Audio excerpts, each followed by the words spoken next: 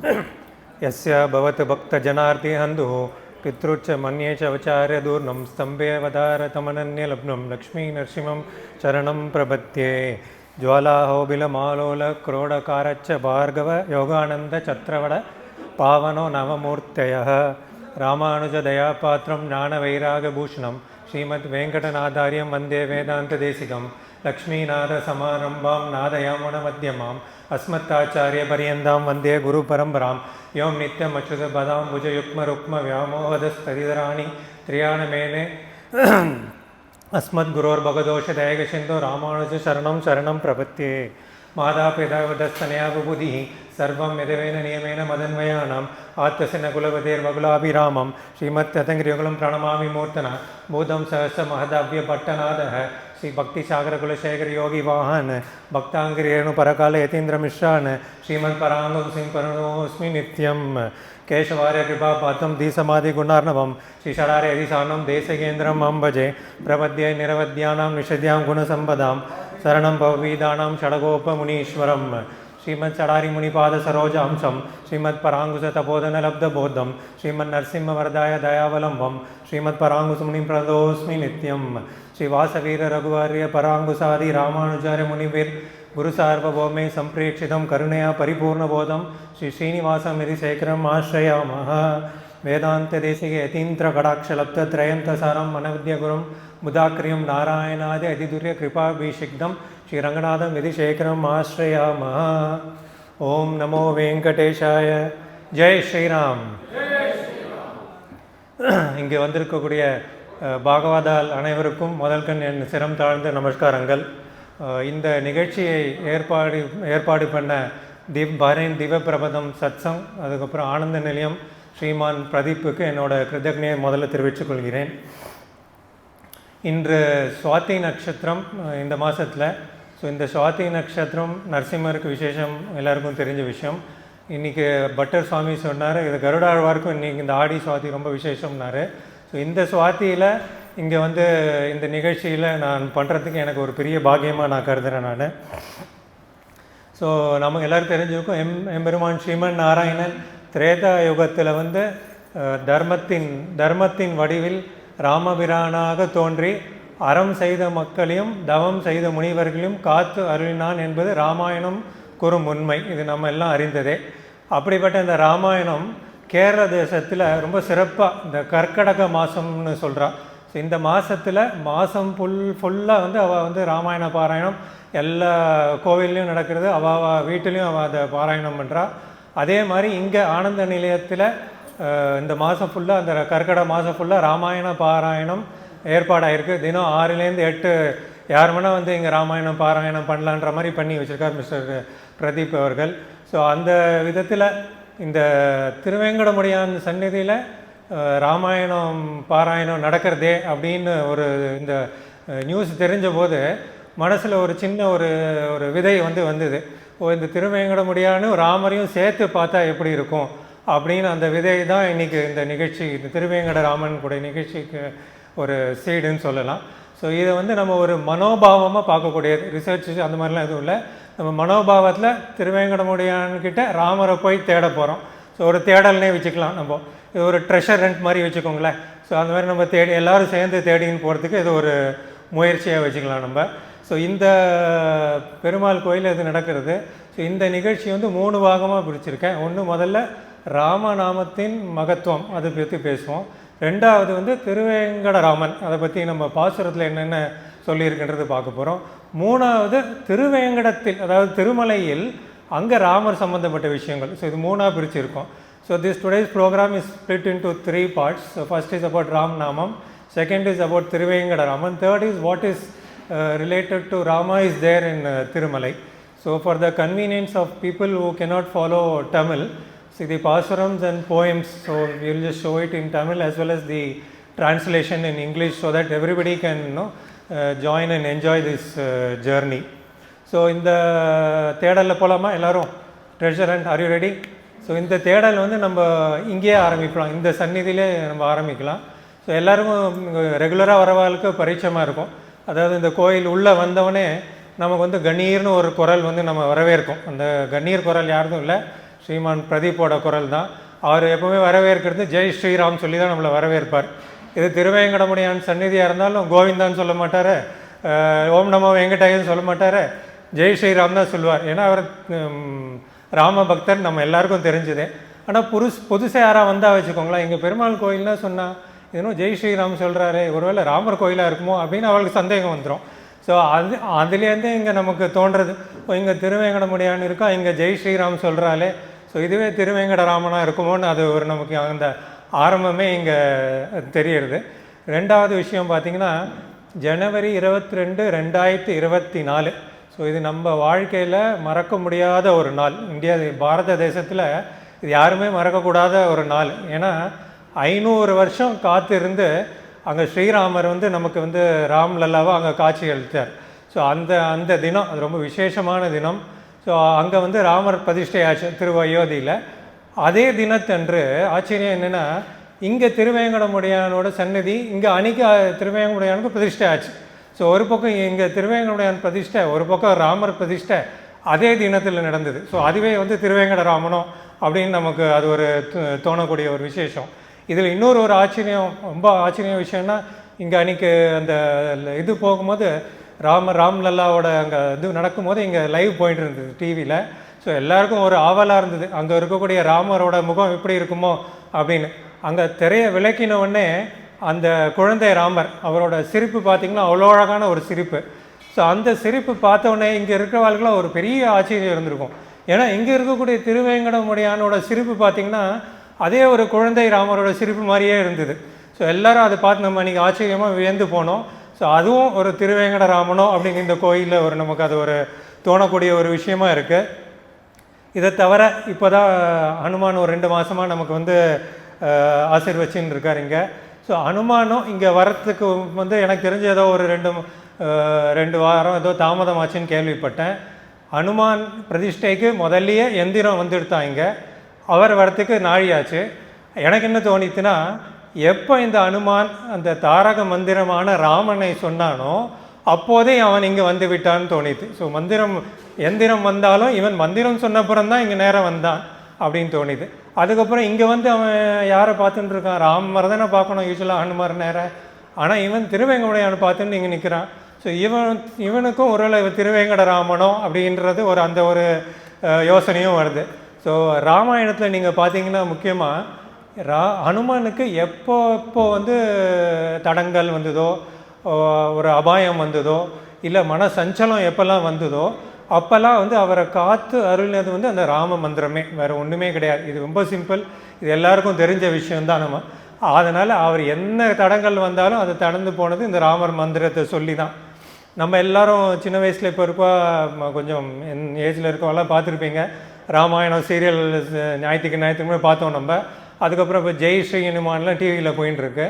So அப்போ போகும்போது நீங்கள் ராமரை பார்த்தீங்கன்னா, ஹனுமானை பார்த்தீங்கன்னா அவர் என்ன பண்ணுவார், அவர் அப்படியே வானத்தில் பறக்கிறதுக்கு முன்னாடி எப்பவுமே அந்த ஜெய் ஸ்ரீராம் அப்படின்னு அந்த கோஷம் போட்டுட்டு தான் அவர் பறப்பார். ஸோ அது அவரோட அந்த கோஷமும் நம்ம வாழ்க்கைக்கும் ஒரு ஐ திங்க் ஒரு வழியாக தோன்றுறது எனக்கு. என்னென்னா அவர் டேக் ஆஃப் பண்ணுறார் இல்லையா, அப்போ ஜெய் ஸ்ரீராம் அப்படின்றார். ஸோ நம்ம வாழ்க்கையும் நல்லா நம்ம டேக் ஆஃப் பண்ணணும்னா அது நம்ம ஜெய் ஸ்ரீராம் அந்த ராம மந்திரத்தை சொன்னால் நம்ம வாழ்க்கையும் அழகாக டேக் ஆஃப் ஆகும். அதே மாதிரி ஹனுமான் அப்படியே பறந்து போகும்போது அப்படியே பார்த்துட்டே போவார். ஸோ அந்த மாதிரி அவர் க்ரூஸ் கண்ட்ரோலில் போவார். அதே மாதிரி நம்ம வாழ்க்கையும் க்ரூஸ் கண்ட்ரோலில் போனோன்னா, இந்த ராமநாமத்தை சொல்லிகிட்டே போனோன்னா நமக்கு அந்த சத் விஷயம், அறம், தர்மம் எல்லாம் நம்ம கூட சேர்ந்து நம்மளும் அந்த வாழ்க்கையில் அழகாக க்ரூஸ் பண்ணிட்டு போகலாம். அதே மாதிரி வாழ்க்கையில் இறங்கிறதுக்கு அந்த ஸ்மூத் லேண்டிங்காக, இப்போ ஹனுமான் எப்படி ராமர் திருவடியில் இருக்காரோ நம்மளும் அந்த ராமர் திருவடியில் போய் ஸ்மூத்தாக லேண்ட் ஆகிறதுக்கு இந்த ராமநாமம் ஒன்றே என்றது அது ஒரு சிறந்த நமக்கு ஒரு இதுவாக இருக்குது. ராமநாமம் மட்டும் இல்லை, பகவான் நாமம் எந்த நாமம் எடுத்தாலும் அது வசதி தான், அதில் சந்தேகமே கிடையாது. வாளுக்கு பிடிச்ச பகவான் நாமம் ரொம்ப விசேஷம். இதனால தான் நம்ம சின்ன குழந்தையாக இருக்கும்போது நம்ம அந்த காலத்தில் குழந்தைங்களுக்கெல்லாம் பேர் வைக்கிறது பகவான் நாமாவை தான் வைப்பா ஃபஸ்ட்டு. அது மொல்ல மாறி என்ன ஆச்சு, முதல் மாடர்ன் ஆச்சு, அதுக்கப்புறம் 2 பகவான் நாமம் அந்த மாதிரிலாம் ஆச்சு. ஸோ இன்னும் சில பேர் அதை கடைப்பிடிச்சுருக்கா, சில பேர் கடைப்பிடிக்கிறதில்ல. அந்த பகவான் நாமம் ஏன் அப்படி வச்சான்னா அது சொல்லி நமக்கு ஏற்றம் கிடைக்கணுன்ற ஒரு இதுதான். நம்ம பேர் சொல்லும் போதும் பகவான் நாமாவை சொல்லுவோம், நம்ம மற்றவாளை கூப்பிடும்போது பகவான் நாமாவை சொல்லுவோம். ஸோ அப்படி இருக்கும்போது அது வந்து இருக்கணுன்றதுக்கு தான் அப்படி வச்சுருந்தாலும் என்னமோ தெரியல. ஆனால் போக போக இது நம்ம என்னாச்சு, நம்ம தான் ஷார்ட்கட் கண்டுபிடிக்கிறதுல எக்ஸ்பர்ட் ஆச்சு நம்மலாம். ஸோ இப்போது ஆக்சுவல் இன்டெலிஜென்ஸை விட்டுட்டு ஆர்டிஃபிஷியல் இன்டெலிஜென்ஸ் அப்படின்னு இருக்கோம் இல்லையா, அந்த மாதிரி சுருக்க சொல்கிறது தான் நமக்கு வழக்கமாக போச்சு. ஸோ அழகான ஒரு பேர் வேங்கடேஷன் அப்படின்னு வச்சா நம்ம என்ன சொல்லுவோம், வெங்கி அப்படின்வோம். இல்லை ஸ்ரீனிவாசன் அப்படின்னா சீனோன்னு மாற்றிடுவோம். கிருஷ்ணசாமின்னு வச்சுருந்தா கிச்சா அப்படின்வோம். பார்த்தசாரதினா பாச்சு இல்லைன்னா பாச்சா அப்படின்வோம். ஸோ இந்த மாதிரி கட் பண்ணியே பண்ணிட்டு போகிறது நம்ம பழக்கமாக போயிடுது. நம்ம தான் இந்த மாதிரி பண்ணுறோன்னா சவுத்தில் வந்து நம்ம ராமச்சந்திராவை ராமா ஆக்கினோம். நார்த்தில் அவள் இன்னுமே சுருக்கிட்டா அழகாக வந்து என்ன பண்ணால் ராம் அப்படின்னு சின்னதாக அழகாக அப்படி சுருக்கி வச்சுட்டான் அந்த ராம்னு. அவள் நார்த் இந்தியா வடக்கில் இருக்கவாளுக்கு அவளுக்கு அந்த ராமர் மேலே பக்தின்னா அலாதி பக்தி. நம்ம போய் அங்கே அனுபவிச்சதான் தெரியும். அயோத்தி அந்த மாதிரி இடத்துக்கு போய் அனுபவிச்சா தெரியும். அவள் ராமநாமம் சொல்லிகிட்டே இருப்பாள். அந்த மாதிரி அவள் இருக்கக்கூடிய பக்தி. அங்கே இருக்கிறவாளோட ஒரு திடகாத்திரமான ஒரு நம்பிக்கை என்னென்னா, இந்த ராமநாமம் உச்சரிக்கும் போது, அதாவது நம்ம வாயை ரா அப்புறம் அப்படின்னு மூடுறது இல்லையா, இந்த ரான்னு நம்ம வாயை திறக்கும் போது அவள் நம்பிக்கை என்னென்னா நம்மக்கிட்ட இருக்கிற பாப்பம் எல்லாம் வெளில போயிடுமா. அதே மாதிரி இம்முன்னு மூடும்போது அந்த பாப்பம்லாம் திருப்பி வராமல் நம்மளை தடுத்துருமா. ஸோ இந்த மாதிரி ராமநாமம் சொல்லிகிட்டே இருந்தால் நம்மளை வந்து நல்வழிப்படுத்தி அது கூட்டிகிட்டே போகும்னு அவளோட ஒரு ஸ்ட்ராங் பிலீஃப்னு சொல்லலாம். ஸோ அந்த மாதிரி அந்த ராமநாமத்துக்கு அவ்வளோ பெரிய மகிமை உண்டு. அதே மாதிரி இந்த பக்கம் பார்த்திங்கன்னா திருவேங்கடம், உங்களுக்கெல்லாம் தெரிஞ்சும் திருவேங்கடம். அந்த வேம்கடம்னா வேம்கடம்ன்றதுக்கு ஒரு மீனிங் என்னென்னா பாபத்தை எரித்தல்னு ஒரு மீனிங். ஸோ இது பார்த்திங்க வேங்கடம் பாபத்தை எரித்தல், ராமானாலும் அது பாபத்தை போக்குத்தல்னு இருக்குது.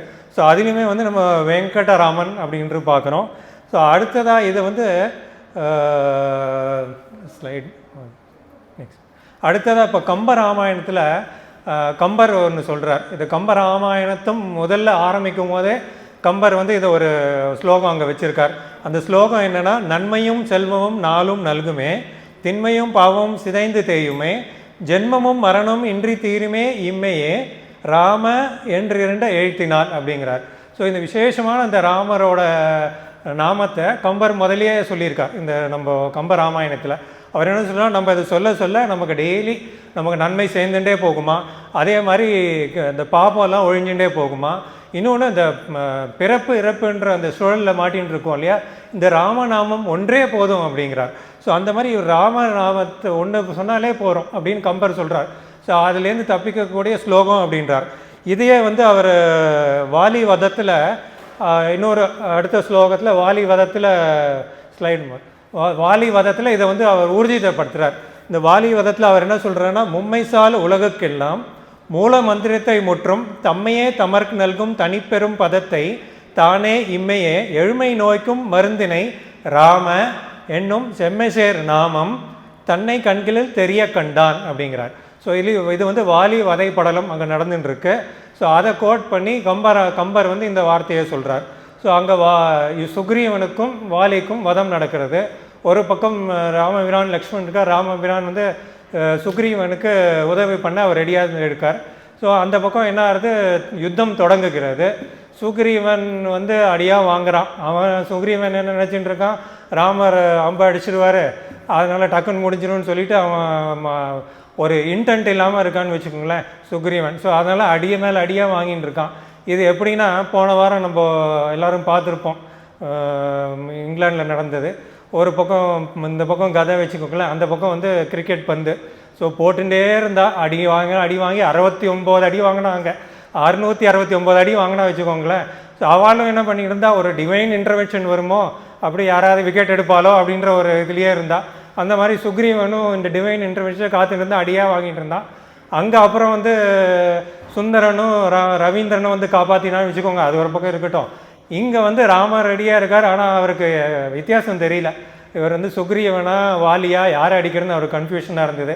அதுக்கப்புறம் அவர் என்ன பண்ணார், இவர் தான் இந்த உலகத்துக்கே, இந்த 3 உலகத்துக்குமே அவர் தான் தேர்ட் அம்பையர் ஆச்சே. ஸோ அதனால் அவர் என்ன பண்ணார், டக்குன்னு ஸ்ட்ராட்டஜிக் டைம் அவுட் அப்படின்னு அனௌன்ஸ் பண்ணிட்டார். ஸோ ஸ்ட்ராட்டஜிக் டைம் அவுட் ஆனப்புறம் வெளியில் வந்தவொடனே சுக்ரீவனுக்கு ஒரு மாலையை போட்டார். ஸோ மாலையை போட்டதுக்கப்புறம் அவருக்கு அடையாளம் தெரிஞ்சிடும்னு உள்ளே அனுப்பினார். சுக்ரீவனுக்கு சந்தேகம், என்னடா நம்ம ஜெயிக்கவே இல்லை, மாலையை போடுறாளே, ஸோ வெற்றி இருந்தால் தான் மாலையை போடுவா, இல்லை வேறு எதுக்கோ போடுவா, இப்போ போடுறாளேன்னு ஒரு சந்தேகம் இருந்தது. ஆனால் ராமர் மேலே அவனுக்கு நம்பிக்கை இருந்தது. உள்ளே போனான். அதுக்கப்புறம் ராமர் என்ன பண்ணார், இவன் உள்ளே போனவனே அடையாளம் தெரிஞ்சுது, வில்லை எடுத்தார், அம்பை எய்தினார், கீழே விழுந்தான் வாலி, படார் என்று விழுந்தான். அவன் வாலி வந்து பெரிய பராக்கிரமசாலி.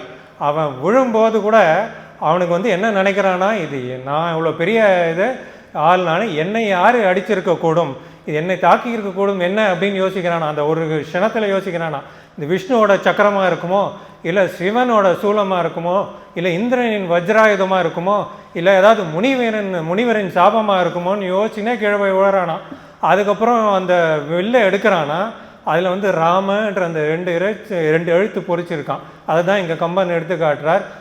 உலகத்துக்கும் 7 பிறவைக்கும் அந்த பிணியை தீர்க்கக்கூடிய ராமா என்ற எழுத்தினை பார்த்தான் வாலி என்று அந்த இந்த இதில் சொல்கிறார் அவர். ஸோ அவன் வாலி அந்த எழுத்தை பார்த்தோன்னே அதுக்கப்புறம் 2-3 பேச்சுவார்த்தைகள்லாம் நடக்கிறது. கடைசியில் உண்மையை உணர்கிறான். வாலி கடைசியில் ராமர்கிட்ட சொல்கிறான், ராமா, நீ என்னை வீழ்த்தி சுக்ரீவனுக்கு இந்த ராஜ்யத்தை கொடுத்தாய், அந்த ராஜ்யம் ஒரு தூசுக்கு சமம். ஆனால் நீ உன் திருக்கையால் நான் விழுந்தேன், விழுந்த பிறகு நீ எனக்கு கொடுக்கக்கூடும் இந்த மோட்ச ராஜ்யத்தில் இடம் எவ்வளோ பெரியது எனக்கு நான் உணர்ந்தேன் அப்படின்னு சொல்லி கீழே விழுந்தான் நான் வாலி. அதை தான் கம்பர் சொல்கிறார், இவ்வளோ பெரிய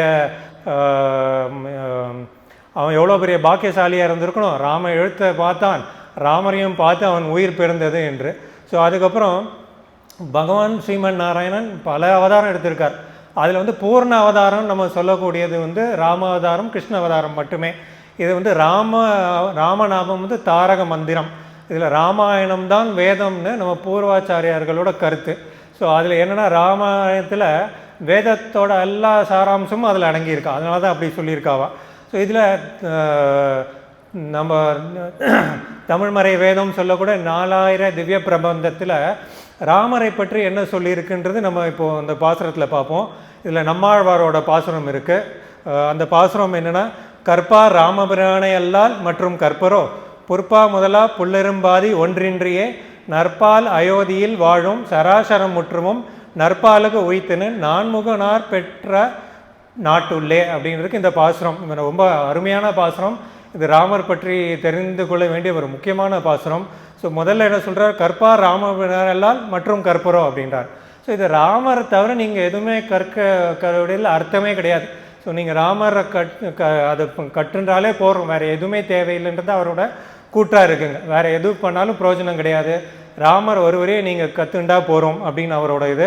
அதுக்கப்புறம் 2-3 விஷயங்கள் சொல்கிறார். அது வந்து அந்த புற்பா முதலா புல்லெரும்பாதி ஒன்றின்றியேன்னா அங்கே இருக்கக்கூடிய அயோத்தியில் வாழக்கூடிய புல் மற்றும் அந்த எறும்புக்கு அது வந்து ஏற்றமே இல்லாத, அதுக்கு வழியே இல்லையா, அந்த அப்படி இருக்கக்கூடிய புல்லுக்கும் எறும்புக்கும், அந்த புல்லுனா வந்து சாதாரண நம்ம பசு போகும் அது சாப்பிடுமே அந்த மாதிரி புல் கிடையாதான். இது வந்து மண்ணாக ஒட்டி இருக்கக்கூடிய அந்த சின்னூண்டு புல் இருக்கே, அவ்வளோ குட்டி புல், அதே மாதிரி அவ்வளோ குட்டி எறும்பு, அதுக்குமே வந்து அந்த அயோத்தி மண்ணில் வாழறதுனால அதுக்கு ஏற்றம் கிடைக்கிறது தான் அப்படின்னு. ஏன்னா அயோத்தி மண்ணை ராமர் அந்த மண்ணில் அவதரிச்சிருக்கார். அந்த ராமர் அவதரிச்சதுனால அந்த அயோத்தி மண்ணுக்கு இருக்கக்கூடிய ஏற்றம் வந்து இந்த சாதாரண புல்லுக்கும் அந்த எறும்புக்கும் கிடைக்கிறது தான். போத் இம்மொபைல் அண்ட் மொபைல், அங்கே இருக்கக்கூடிய all this beings they are getting that upliftment because of this. அது மட்டும் இல்லை, ஏன்னா ராமர் அங்கே வாழ்ந்துன்னு இருக்கார் இல்லையா, ஸோ அவரோட ஸ்பரிசம் இருக்கும். இப்போ காற்று அவர் மேலே பட்டுருந்தால் மற்றவன் மேலே படுமே. ஸோ அங்கே வாழக்கூடிய அயோத்திய மக்களுக்கு எவ்வளோ பெரிய பாக்கியம் நினச்சி பாருங்க. மக்கள் கூட இல்லையா, இந்த புல்லுக்கும் எறும்புக்கும் வந்து அவ்வளோ ஒரு ஏற்றம் கிடைக்கிறது தான். அந்த மாதிரி இந்த இதில் சொல்கிறார், அந்த நான்முகனார் பெற்று அந்த பிரம்மா வந்து படைத்த அந்த அயோத்தி நகரத்துக்குள்ளே இந்த மாதிரி வந்து அவளுக்கு வந்து உய்வடைகிறார்கள் அங்கே இருக்கக்கூடிய மக்கள். இதை வந்து பெரியவாச்சான் பிள்ளை வியாக்கியானத்தில் அவர் ஒரு குறிப்பு சொல்கிறார். அது வந்து பெருமாளோட அருள், இங்கே ராமரோட அருள் எப்படி இருக்குன்னா, ஒரு வெள்ளம், அதாவது ஃப்ளட், அது வந்து அதோட நோக்கு எய்ம் வந்து ஒரு பள்ளத்தாக்க நோக்கியே இருக்குமா. That water stream will always go towards what you call, அந்த ஒரு கேவிட்டியோ அந்த வந்து இதுக்குள்ளேயே போகுமா அது. ஏன்னா அது ஸ்லோவாக கீழே வரைக்கும் தான் போகும் தண்ணி, நீங்கள் எங்கே விட்டாலும் அது கீழே தேடிக்கிட்டே போகும். அந்த மாதிரி இந்த ராமரோட அருள் வந்து கீழே இருக்கக்கூடிய அந்த புல்லுக்கும் எறும்புக்கும் வந்து போய் சேர்றதான். அந்த மாதிரி ஒரு ஏற்றம் இருக்கான். இதே வந்து நம்ம ஒரு இன்னொரு உதாரணத்தில் சொல்ல போனோம்னா, இந்த இன்னொரு உதாரணத்தில் சொல்லணும்னா, இப்போது ஒரு வட்டில் இருக்கும் வச்சுக்கலாம், ஒரு சொம்பில் இந்த மடப்பள்ளியிலேருந்து ஒரு தண்ணி கொண்டு வர ஒரு சொம்பில். ஸோ அந்த தண்ணிக்கு என்ன இருக்குது, ஒரு கலர் இருக்கா, அதுக்கு ஒரு ஸ்மெல் இருக்கா, இல்லை ஒன்றுமே கிடையாது. அது தண்ணி தான், அதுக்கு ஒன்றும் ஏற்றம் கிடையாது. அப்படி எங்கள் கைங்கரிய பாரா இருக்கா, அவள் என்ன பண்ணுறா, அந்த சந்தன கட்டியை கையில் எடுக்கிறா, அதை குழைச்சி ஒரு சந்தன உருண்டையாக பண்ணுறா. அந்த சந்தன உருண்டையை தூக்கி அந்த தண்ணி இருக்கிற வட்டியில் போட்டுறா. ஸோ அப்போ என்ன ஆகுது, அந்த தண்ணியோட இது மாறி போய்டுறது இல்லையா. ஸோ அது வந்து சந்தன குழம்பாக மாறிடுது. ஸோ தண்ணி எங்கே போச்சு, தண்ணி போச்சு. இப்போ அதோட பேர் சந்தன குழம்பு. ஸோ அந்த தண்ணிக்கு கலர் வந்தது சந்தன கலர். அதே மாதிரி சந்தன வாசனை வந்துடுது. ஸோ அதோட இது சேஞ்ச் ஆகிடுது. ஸோ அதோட ஏற்றம், தண்ணிக்கு ஏற்றம் கிடைக்கிறது. ஸோ இதே சந்தன குழம்பை இங்கே இருக்கக்கூடிய நம்ம பட்டாச்சாரியார் என்ன பண்ணுறார், பெருமாள் மேலே அப்படியே நம்ம இது பண்ணுறார், அபிஷேகம் பண்ணுறார், திருமஞ்சனம் பண்ணுறார். ஸோ அது என்ன ஆயிடுது, கடைசியில் அந்த தண்ணி கடைசியில் திருமஞ்சன தீர்த்தமாக வருது நமக்கு. ஸோ இதுதான் அந்த வந்து நம்ம ஒரு உதாரணமாக எடுத்துக்கலாம். முதல்ல அந்த தண்ணியானது எப்படி சந்தன குழம்பாகிறதோ அந்த மாதிரி அந்த புல்லுக்கும் எறும்புக்கும் அந்த மண்ணில் இருக்கிறதுனால அதுக்கு ஏற்றம் கிடைக்கிறது தான். அதே மண்ணில் ராமர் வாழ்ந்து இருக்கிறதுனால ரெண்டாவது ஏற்றம். இப்போ திருமஞ்சன தீர்த்தத்துக்கு எப்படி அந்த தண்ணி மாறி திருமண தீர்த்தனம் ஆகிறதோ அந்த மாதிரி ரெண்டாவது ஏற்றம் கிடைக்கிறது தான். இப்படி தான் வந்து ஒரு அந்த வியாக்கியானத்தில் இருக்குது. இது வந்து ராமர் இருக்கும்போது நம்ம பார்க்கக்கூடிய விஷயம். இந்த மாதிரி அவ்வளோ ஏற்றமாக இருக்குன்னு. ராமர் இல்லாத போது என்னன்றது அதுவும் நம்ம பார்த்துக்கணும். அப்போ தான் நமக்கு ஜென்ரலாக வந்து இருக்கும்போது இருந்தால் நம்ம அலட்சியமாக இருப்போம். இல்லாத போது தான் நமக்கு அருமை தெரியும். ஒரு எக்ஸாம்பிள் சொல்லணுன்னா, இப்போது மெட்ராஸில் இருக்கீங்கன்னு வச்சுக்கோங்களேன். அங்கே ஒரு கத்திரி வெயிலில் மத்தியானம் உட்காந்துருக்கீங்க, எல்லாம் வேலையெல்லாம் முடிச்சுட்டு ஐயா படுத்துக்கலான்னு போய் படுத்துக்கிறீங்க. டப்புன்னு ஃபேன் ஆஃப் ஆகிடுறது. அப்படியே அப்போ தெரியும் நமக்கு அதோட ஃபேனோட அருமை, காற்றோட அருமை. அது நம்ம என்ன தான் அணில் மேலாம் பழி போட்டாலும் வராது. 3-4 மணி நேரம் கழித்து தான் வரும். அப்போ அந்த வரும்போது அந்த ஒரு செகண்டில் அந்த ஃபேன் சுற்ற ஆரம்பிக்கும் பாருங்கள். அப்போ தான் அதோட அருமை நமக்கு தெரியும். ஆஹா, பிறவியே எடுத்த மாதிரி இருக்கும். அந்த மாதிரி ஒரு இருக்கும் நமக்கு. அந்த மாதிரி இல்லாத போது இருந்தால் தான் அருமை தெரியும்.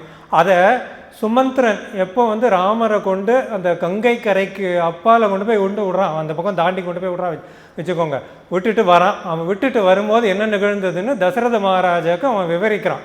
ஸோ அப்போ அவன் சொல்கிறான், அந்த ரதத்தை ஓட்டின்னு வரான், காளி ரதத்தை ஓட்டின்னு வரான். அப்போ சொல்கிறான், அங்கே இருக்கும்போது வரேன், மரம் செடி கொடி எல்லாம் வாடி வதங்கி கரியாக இருந்துதான். அதே மாதிரி மிருகங்கள் ஒரு சத்தமும் கிடையாதான், அந்த மாதிரி ஒரு சத்தம் இல்லாத இருந்துதான். பறவைகள், அந்த தோட்டத்துக்குள்ளே இருக்கிற பறவைகள் ஒரு சத்தமும் காணுமா. அந்த மாதிரி அதுக்கப்புறம் நீர் தேக்கம், எங்கெங்கே குட்டை குளம் ஏரி நதி எல்லாம் இருந்துதான். அந்த நீர் தேக்கம்லாம் அப்படியே கொந்தளிச்சு தான் அந்த மாதிரி இருந்ததுன்னு சொல்கிறான். அதே மாதிரி ஊர் மக்கள் வரும்போது அவள் அந்த காலியாக வர ரதத்தை பார்த்து, முக்கியமாக தாய்மார்கள்லாம் அவள் பார்த்துட்டு அவள் வந்து அப்படியே ஒரு அந்த காலியாக இருக்கு இல்லையா, அதை பார்த்தோன்னே அவ்வளோ துக்கமாக அவள் மனசுக்குள்ள. அது எப்படி அந்த ரதம் வந்து எம்டியாக இருந்ததோ அந்த மாதிரி அவள் எம்டினஸ் அவள் மனசுக்குள்ளே அந்த மாதிரி ஃபீல் பண்ணுறாளாம். இது ஒன்றுமே காலி ஆகிடுதுன்னு அந்த மாதிரி ஒரு நிலைமை வந்து அவளுக்கு வந்து இருக்குது. இந்த பாசுரத்துக்கே பெரியவாச்சான் பிள்ளை இன்னொரு வியாக்கியானம் வந்து அவர் சொல்லியிருக்கார். ஸ்லைட் சொல்லி மாற்றுங்க. ஸோ அப்போ அந்த வியாக்கியானம் வந்து அவர் சொல்கிறார், இதில் வந்து ராமோ விக்ரமான் தர்ம அப்படின்னு பெரியவாச்சான் பிள்ளை வியாக்கியான சக்கரவர்த்தி அவர் வந்து இந்த வியாக்கியானத்தை எடுக்கிறார். அந்த வியாக்கியானத்தை எடுக்கும்போது அவர் வந்து இந்த வியாக்கியானம் எங்கே வருதுன்னா, வால்மீகி ராமாயணத்தில் மாரீச்சன் சொல்கிறான். அதாவது சர்க்கம் 37 13வது ஸ்லோகம். இதில் மாரீச்சன் சொல்கிறான். இந்த மாரீச்சன் யார் சார் அப்படின்னா, மாரீச்சன் யாருன்னா அங்கே ராட்சசா கும்பெல்லாம் பேசிப்பா. ஓ, உங்களுக்கு மாரீச்சன் தெரியாதா? அவள் குடும்பம் பெரிய குடும்பம் சுவாமி. அவரெல்லாம் அந்த காட்டில் வந்து அவள் ராஜ்யம்தான், குடும்ப ஆட்சி தான் வச்சுக்கோங்க. அவெல்லாம் அந்த முனிவரெல்லாம் சாப்பிட்றது, போய் அழிக்கிறது எல்லாம் பண்ணக்கூடிய ஒரு வசந்த குடும்பம். அது ஒரு இலஸ்ட்ரியஸ் ஃபேமிலி, மாரீச்சன் ஃபேமிலி உங்களுக்கு தெரியாதா அப்படின்னு பேசிப்பாலாம். அந்த மாதிரி, ஏன்னா தாரகா சுபாஹு இருக்கக்கூடிய அந்த எல்லோரும் சேர்ந்து இருக்கக்கூடிய அந்த குடும்பம் அந்த மாதிரி ஒரு குடும்பமாக. ஸோ அந்த குடும்பத்தில் இருக்கக்கூடிய மாரீச்சன், இவாளோட குடும்ப பாட்டே என்னன்னு சொல்லலாம்னா, ராமன் எத்தனை ராமன் அடி அப்படின்னு சொல்லலாம் அந்த பாட்டு. ஏன்னா இவன் வாங்கியிருக்கக்கூடிய அடி வந்து ராமன் கிட்டேன்னு அத்தனை அடி அப்படின்னு சொல்லலாம். ஏன்னா மாற்றி மாற்றி வாங்கியிருக்காவா. இவா வாங்கியிருக்கா தாடக்கா வந்து தெரியும் உங்களுக்கு, சுபாவம் வாங்கியிருக்கா, மாரீச்சன் அடித்து எங்கேயோ போய் கடலில் போய் விழுந்தான் முதல்ல. அதுக்கப்புறம் தான் இதெல்லாம் தான் அவனுக்கு அந்த அடி உதவாமல் அண்ணன் தம்பி உதவ மாட்டான்ல, அந்த மாதிரி அவனுக்கு மாரீச்சன் ஞாபகம் வந்ததோ என்னமோ. ராவணனுக்கு இவன் உபதேசம் பண்ணுறான் இந்த சர்க்கத்தில். எல்லாரும் வந்து இந்த சர்க்கம் இந்த மாரீச்சன் அப்படின்னு ஒதுக்கிவிடக்கூடாது நம்ம. ஏன்னா யாரோ கூட இருக்கிறவன் வந்து துதி பாடுறான்னா அது ஓகே, நம்ம எல்லோரும் அதை அக்செப்ட் பண்ணிவிடுவோம் நாமிலா. அதே மாதிரி இப்போ எதிர்கட்சியிலேருந்து இந்த பக்கம் வந்து துதி பாடுறான்னு வச்சுக்கோங்க, அவன் புதுசாக வரான், ஓகே ஐஸ் வைக்கிறான்ற அதையும் நம்ம இது பண்ணிடுவோம். எதிர்கட்சியிலே இருக்கான், நான் எதிர்த்து ஒரு ஆளை பார்த்து சொல்கிறான்னு வச்சுக்கோங்களேன், ஸோ அதோட இதுவே தனியாக இருக்கும். இப்போ சுப்மன் கில் இருக்கார், அவர் சொல்கிறார் Ravindra Jadeja and Washington Sundar they played very well அப்படின்னா, அவர் அந்த டீம் கேப்டன், அவர் அப்படி தான் சொல்லி ஆனோம். அந்த பக்கம் அவன் பென் ஸ்டாக்ஸ் சொன்னான்னா அவன் அடி வாங்கியிருக்கான் இல்லையா, அவனுக்கு நல்லா தெரியும். ஸோ அதோட வந்து இன்னுமே ஜாஸ்தி இது உண்டு. அந்த மாதிரி மாரீச்சன் வந்து இங்கே சொல்கிறான், ராமனுக்கு அட்வைஸ் பண்ணுறான், இவன் வந்து கடத்தின்வான்னு சொல்கிறான், அப்போ அட்வைஸ் பண்ணுறான். இந்த இதில் வந்து அவன் சொல்கிறான், ராமோ விக்ரமஹான் தர்மஹ சாது சத்திய பராக்கிரமஹ ராஜா சர்வசிய லோகசிய தேவானாம் இவ வாசவகன்னு சொல்கிறான் இந்த ஸ்லோகத்தில். அதாவது ராமோ விக்ரமான் தர்மஹனா, இப்போ ஒரு விக்ரமம் பண்ணணும்னு வச்சுக்கோங்களேன், ஒரு ஆச்சாரியை கூட்டின்னு வரீங்க, அப்படி சொல்லுங்க இந்த மாதிரி ஒரு விக்ரமம் பண்ணணும், என்ன விக்ரமம் பண்ணணும் சுவாமி அப்படின்னா, தர்மத்தின் விக்ரமம் பண்ணுங்கோ அப்படின்னு சொல்லிட்டீங்கன்னா, அவங்க தர்மத்தின் விக்ரமா அது எப்படி இருக்கு எனக்கு தெரியவே தெரியாதே அப்படின்னா, ஒன்றும் வேண்டாம் ஸ்ரீராமரை பாருங்கோ அதுதான் தர்மத்தின் விக்கிரகம் அப்படின்னா, அந்த மாதிரி தர்மத்தின் விக்கிரகம் ராமன் அப்படின்னு சொல்கிறான். அடுத்தது சாது சத்திய பராக்கிரமன்றான். Is saying that Rama is embodiment of dharma first is saying. அதுக்கப்புறம் சாது சத்திய பராக்கிரம அப்படின்னா சத்தியம்தான் அவனுக்கு பராக்கிரம ராமனுக்கு அப்படின்றான். அவ்வளோ is truthfulness is Rama's valour அப்படின்ற அடுத்த ஸ்டேட்மெண்ட். ராஜா சர்வலோகஸ்ய is the king of all the worlds. தேவானாம் இவ வாசக, அவன் தேவர் போல இருக்கான், அவன் வந்து இந்த பூமியில் இங்கே வந்து நம்மளோட இருக்கான். ஸோ அப்படின்னு சொல்கிறான். எவ்வளோ பெரிய ஒரு ஸ்டேட்மெண்ட் பாருங்க. அவன் இதை மாதிரி பல விஷயங்கள் வந்து புகழ்ந்துட்டே போகிறான், இவனுக்கு இதுவும் பண்ணிகிட்டே போகிறான். அவன் ராவணனுக்கு வந்து அட்வைஸ் பண்ணிகிட்டே போகிறான், ராவணன் அதுக்கெல்லாம் கேட்கல. ஸோ அதனால் மாரீச்சன் கடைசியில் சொல்கிறான், இவன் கையில் சாவறதோட அந்த இவ்வளோ பெரிய ராமன் கையில் நான் அடிபட்டு சாவறது நிச்சயம், ஸோ அதனால் அங்கேயே போகிறேன் அப்படின்னு சொல்லிட்டு அவன் ஒத்துக்கிறான் கடைசியில். முதல்ல முடியாதுன்னா அதுக்கப்புறம் ராமன் கிட்டேயே நாம் இது பண்ணுறதே மேல் அப்படின்னு சொல்லி அங்கே போகிறான் மாரீச்சன். நாம் ஜென்ரலாக ராமாயணத்தை வந்து ஒரு கதையாக படித்து அப்படியே கடந்துரும். So we read it as a story and then just go forward, ஒரு சர்க்கமாக பார்த்து ஒரு காண்டமாக பார்த்து நம்ம போயிடுவோம். ராமரை வந்து தனியாக நம்ம பார்க்குறது வந்து சம்டைம்ஸ் அது மிஸ் பண்ணிவிடுவோம். இதை தான் ஆழ்வார் வந்து இந்த பாசுரத்தில் சொல்லியிருக்காரு. இவர் நீங்கள் கூர்மையாக பார்த்தீங்கன்னா ராமாயணத்தை கற்கணும்னு சொல்லலை, ராமரை கற்கணும்னு சொல்லியிருக்கார். ஸோ அதுவே ரொம்ப முக்கியமான நமக்கு இதில் வந்து இப்படிப்பட்ட ராமநாமம் பார்த்தோம், இப்படிப்பட்ட ராமர். ஸோ இந்த ராமரை வந்து யாராவது ஒரு விமர்சையாக அந்த மாதிரி கற்றுன்ருக்காளா அப்படின்னா பல பேர் கற்றுன்ருக்கா. ஸோ அதை தான் வந்து திவ்ய பிரபந்தத்தில் ஒருத்தர் சொல்கிறார். யார் அவர்னா திருவரங்கத்த முதனார். அவர் வந்து இந்த ராமானுஜ நூற்றாந்தாரியில் சொல்கிறார், படிகொண்ட கீர்த்தி ராமாயணம் என்னும் பக்தி வெள்ளம் குடிகொண்ட கோயில் ராமானுசம் குணம் கூறும் அப்படிங்கிறார். அவர் சொல்கிறது இந்த ராமாயணம் இந்த பக்தி வெள்ளமாக அந்த ஓஷனாக இருக்கக்கூட ராமாயணம் எங்கே இருக்குன்னா அது வந்து ஒரு கோயிலில் இருக்கான். அந்த கோயில் எங்கன்னா ராமானுஷன் இதயம் என்ற கோயிலில் இருக்கான். ஸோ அந்த மாதிரி அவ்வளோவா கத்துன்றவர் வேறு யாரும் இருக்க முடியாது, ராமானுஜர் தான் அப்படின்னு இவர் சொல்கிறார். ஸோ அதில் வந்து ராமானுஜரை வந்து திருமலையில் மலை அடிவாரத்தில் பெரிய திருமலை நம்பிக்கிட்ட கற்றுண்டார். ஒரு வருஷம் இருந்து கற்றுண்டார். ராமானுஜர் இருந்த வாழ்க்கை வந்து 120 வருஷங்கள், அதாவது 2 ஷஷ்டி அப்தபதி பார்த்தவர் அவர்.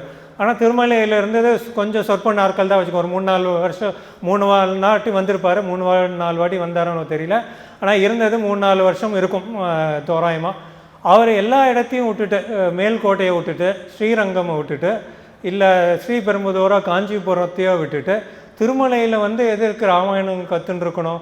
ஒன்று பெரிய திருமலை பெரிய மேதை, அது ஒன்று ரீசனாக இருக்கலாம். அடியனுக்கு என்ன தோணித்துன்னா, இந்த யுகத்தில் திரேதா யுகத்தில் ஆதிசேஷன் லக்ஷ்மணராக அவதாரம் பண்ணினார். ஸோ அந்த லக்ஷ்மணன் எங்கே இருந்தார்? ராமரின் திருவடியிலே இருந்தார்.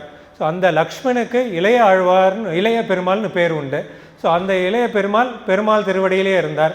இங்கே இந்த யுகத்தில் வந்து ஆதிசேஷன் வந்து அவதாரம் பண்ணது ராம் அனுஜனை அவதாரம் பண்ணார். அந்த ராம் அனுஜனுக்கு இன்னொரு பேர் இளைய ஆழ்வார்னு பேர். ஸோ இவர் வந்து நீங்கள் உங்கள் எல்லாருக்கும் தெரிஞ்சிருக்கும், திருமலை மேலேயே நான் ஏற மாட்டேன் அப்படின்னார் இவர். ஏன்னா திருமலையே பெருமாள் அப்படின்னார் அவர். ஸோ திருமலையே பெருமாள்னா அந்த மலை அடிவாரம் என்னவா இருக்கும்? அது பெருமாளோட திருவடி தானே இருக்கும். ஸோ அதனால் இளைய ஆழ்வார் அந்த பெருமாளோட திருவடி, ஒருவேளை திருவேங்கடராமனோட திருவடியோ என்ன அப்படின்னு நினச்சிட்டு அங்கேயே இருந்து கற்றுண்டாராம். அது 1 வருஷம் கற்றுண்டாராம். அது ஒரே ஒரு பெரிய விஷயம். ஸோ இப்படிப்பட்ட நம்ம பார்த்த ராமனோட மகிமை, ராமரோட இது நான் சொல்லும்போது சேஞ்ச் பண்ணுங்க சுவாமி. ராமரோட மகிமை இதெல்லாம் பார்த்துட்டு இருக்கோம். ஸோ அந்த ராமரோட மகிமை பார்க்கும்போது இந்த ராமன் எங்கே இருக்கிறான் அப்படின்ற கேள்வி ஒருவேளை நம்ம கேட்கணுன்னா, எங்கே இருக்கான்? கும்பகோணத்தில் ஒருவேளை ராமசாமியாக இருக்கணும், இல்லை திருப்புள்ளபூதங்குடியில் வல்வியில் ராமராக இருக்கானா, இல்லை வடுவூர் ராமனாக இருக்கானா, இல்லை ஏரி காத்த ராமரில் மதுராந்தகத்தில் இருக்கானோ, இல்லை नहीं तो अयोध्या में है क्या, नहीं तो चित्रकूट में है, భద్రాచలంలో ఉన్నారా రాముడు, ఇല്ലെങ്കിൽ కేరళ దేశத்தில் நாலம்பலம் என்னும் கோயில் உண்டு, அங்கே ராமனை காணுமோ, ராமன் எல்லிதாரே அப்படின்ற கேள்விக்கு எங்கேயும் நமக்கு சந்தேகமே வேண்டாம். இந்த சொன்ன எல்லா இடத்துலையும் இருக்கார். அதுக்கப்புறம் இஸ் ஓம்னி பிரசன்ட், எல்லா இடத்துலையும் வியாபிச்சு இருக்கார். ஆனால் இந்த கேள்விக்கு திவ்ய பிரபந்தத்தில் என்ன சொல்லியிருக்கின்றது நம்ம பார்க்க போகிறோம். அதுக்கு முன்னாடி நம்ம அதுக்கு என்ன பண்ணணும்னா, திவ்ய பிரபந்தம் கூகுள் மேப்புன்னு ஒன்று இருக்குது, அதை எடுத்துக்க வேண்டியது. அதை எடுத்துட்டு ராமர் ஃப்ரம் போட வேண்டியது ராமர் திரேதாயுகம், டூ போட வேண்டியது ராமர் கலியுகம் அப்படின்னு போட்டிங்கன்னா அதுக்கு வந்து ஒரு டைரக்ஷன் வரும். அந்த டைரக்ஷனை கொடுக்க போகிறது நமக்கு திருமழிசை ஆழ்வார். ஸோ அவர் என்ன சொல்லியிருக்காருன்னா, அவர் சொல்கிறாரு இந்த டைரக்ஷனில் போட்டிருக்கு, நீங்கள் இந்த ஹைவேக்கு போங்க அப்படிங்கிறார். அந்த ஹைவே வந்து திருச்சந்த விருத்தம்ன்ற ஹைவே. அந்த ஹைவேக்கு போனதும் அவர் என்ன சொல்கிறார், 81வது மைல்கல், அந்த மைல்கல்லில் அதில் கடைந்து பாருங்க உங்களுக்கு கிடைக்கும்னு நமக்கு சொல்கிறார். ஸோ அதை கடைந்து பார்த்திங்கன்னா அந்த பாசுரம் இருக்குது. அந்த பாசுரம் வந்து கடைந்து பார்க்கடல் கிடந்து, இதுதான் நம்மளோட ட்ரெஷரண்டோட முதல் க்ளூ. அந்த காலை நேமியை கடைந்து உடைந்த வாலி தந்தனுக்கு உதவு வந்து ராமனாய் மிடைந்து 7 மரங்களும் அடங்க வெய்து வேங்கடம் அடைந்த மாலபாதமே அடைந்து நாளும் உய்மினோ அப்படின்னு கிளியராக சொல்லியிருக்கார். இதோட அர்த்தம் என்னென்னா, கடைந்த பார்க்கடல், நமக்குலாம் தெரியும் பார்க்கடல் கடைந்த ஸ்ரீமன் நாராயணன், அதை கால நேமி என்னும் அசுரனை ஒழித்து, அதுக்கப்புறம் உடைந்த வாலி, அதாவது உடைந்து போயிருக்கக்கூடிய வாலியின் தம்பியான சுக்ரீவனுக்கு உதவ வந்த ராமனாய் மிடைந்து 7 மரங்களும் அடர்ந்து வெய்து, அதை வந்து 7 மரங்களும் துளைத்தான் இல்லையா, ராமன் வந்து துளைத்தான். அந்த வந்து துளைத்து வேங்கடம் அடைந்த அப்படின்னு போடுறது. ஸோ ராமன் இங்கே வேங்கடம் வந்தது யார், ராமன் இங்கே அழகாக கோடிட்டு காட்டுறார் திருமழிசை ஆழ்வார், அழகாக சொல்கிறார். ஸோ இதுவே நமக்கு திருவேங்கட ராமன் அப்படின்றதுக்கு ஒரு இதுவாக இருக்குது, டைரக்ஷனாக இருக்குது. அப்படியாப்பட்ட திருவேங்கடம் பாதம் அது சொல்கிறது அடைந்த மாலை பாதம், அந்த திருமாலின் பாதமே அடைந்து நாளும் உய்மினோ அப்படின்றது. ஸோ அடைந்த நாளும் நாம் உய்ய வேண்டும் என்பது இந்த பாசுரத்தின் பொருளாக இருக்குது. அதாவது we have to uplift ourselves at the feet of this Thiruvengadamudiyaan, who is none other than this Rama who had come to help Sugriva அப்படின்னு தான் இந்த பாசுரத்தோட இதுவாக இருக்குது. ஸோ இதுக்கு அடுத்த பாசுரம் பார்த்தோன்னா இதுவும் அடுத்த க்ளூ.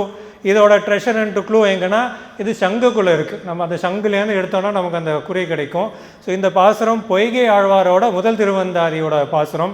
இதில் என்ன அந்த எடுத்து பார்த்தோன்னா அவர் என்ன சொல்கிறார், மலையால் குடை கவித்து மாவாய் பிளந்து சிலையால் மராம் மேரமே செற்று கொலையானை போர்க்கோடு ஒசித்தனமும் பூங்குருந்தம் சாய்த்தனமும் கார்கோடு பற்றியான் கை அப்படின்னு வருது இந்த பாசுரம்.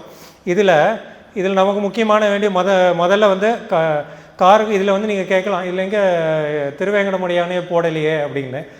இதுக்கு முந்தின பாசுரத்தில் ஆழ்வார் என்ன சொல்லியிருக்காருன்னா, திருவேங்கடம் அடைந்து அப்படின்னு சொல்கிறார். அதோட கண்டினியூஷன் தான் அடுத்த பாசுரம். இது கார்கோடு பற்றியான் கை அப்படின்னா, அந்த திருவேங்கடமுடியானோட கையை பார்த்து சங்கு சக்கரம், கார்கோடுனா சங்கு பிடித்த கை, அதை பார்த்த உடனே ஆழ்வாருக்கு தோன்றதுதான் இந்த மாதிரி. என்ன தோன்றதுன்னா, இந்த கை மலையால் குடை கவித்து, மலையால் குடை கவித்துனா அந்த கோவர்தமனையை தூக்கி பிடிச்சான் இல்லையா, அதை ஞாபகம் வருதா அவருக்கு. மாவாய் பிளந்து, அதாவது கேசி என்னும் ஒரு அசுரன் வந்து அவன் குதிரையாக வந்தான், அவன் மோவாயை பிளந்து அப்படின்னு அதை தோன்றதான். அடுத்தது சிலையால் மரமே செற்று, அதாவது அந்த 7 மரத்தையும் அடித்தார் இல்லையா ராமர், தன் வில்லால் அடித்தார். ஸோ அதை பார்த்தவுடனே அது ஞாபகம் வருதான் அந்த ஆழ்வாருக்கு. ஸோ இதை சொல்லி அந்த திருவேங்கடமுடியானை பற்றி பேசும்போது சொல்கிறார் அவர், நமக்கு வேண்டியது சிலையால் மரமே செற்று. ஸோ அப்படிப்பட்ட ராமன் இவருக்கு எப்படி ஞாபகம் வருந்தால் பெருமாள் கையை பார்க்கும்போது ஞாபகம் வருது. ஸோ அதுவே நமக்கு திருவேங்கடமுடியான் திருவேங்கடராமன் அப்படின்றதுக்கும் இது ஒரு இதுவாக இருக்குது. இதை வந்து இவர் கையை பார்த்து அந்த அழகை பார்த்து இந்த பாசனம் பாடுறார் ஆழ்வார். ஸோ அது வந்து எப்படி இருக்குன்னா, கம்பன் வந்து ஒரு இதில் பாசுரத்தில் சொல்லியிருக்கார், தோல் கண்டார் தோலே கண்டார் தொடுகழல் கமலம் அன்ன தாள் கண்டார் தாலே கண்டார் தடக்கை கண்டாரும் அக்தே வால் கொண்டார் கண்ணார் யாரே வடிவினை முடிய கண்டார் ஊழ்கொண்ட சமயத்து அண்ணான் உருவ கண்டாரே ஒத்தார் அப்படின்றார். ஸோ இது ராமனோட அழகை வந்து கம்பன் வர்ணிக்கிறார். அதில் என்னென்னா தோல் கண்டார் தோலே கண்டார்னா ராமனோட தோலை நீங்கள் பார்த்தீங்கன்னா நீங்கள் அதையே பார்த்துட்டு இருப்பீங்களா, அப்படியே யூ வில் பி ஃபிக்ஸேட்டட். ஏன்னா அவரோட ராமனோட தோல் அழகு அவ்வளோ அழகாக அப்படியே பார்த்தீங்கன்னா அவ்வளோ ஷோல்டர் அவ்வளோ ஒரு பியூட்டியாக இருக்குமா. So you will not C anything else. அதே மாதிரி தொடுகழ கமலம் அன்ன தாள் கண்டார்னா அவர் திருப்பாத கமலம் பார்த்தீங்கன்னா அதுலேயே தான் பார்க்க நம்ம கவனம் இருக்குமா, வேற எங்கேயுமே பார்க்க மாட்டோமா. அதே மாதிரி வால் கொண்ட கண்ணார்னா அந்த கூர்மையான கண்களை பார்த்தா அதையே பார்த்துட்டு இருப்போமா. அப்படியே will be mesmerised seeing is beauty in parts. அந்த மாதிரி இருக்கும். வேற எதுவும் இவரோட கூற்று அப்படி கம்பர் அப்படி சொல்கிறார் அவர்.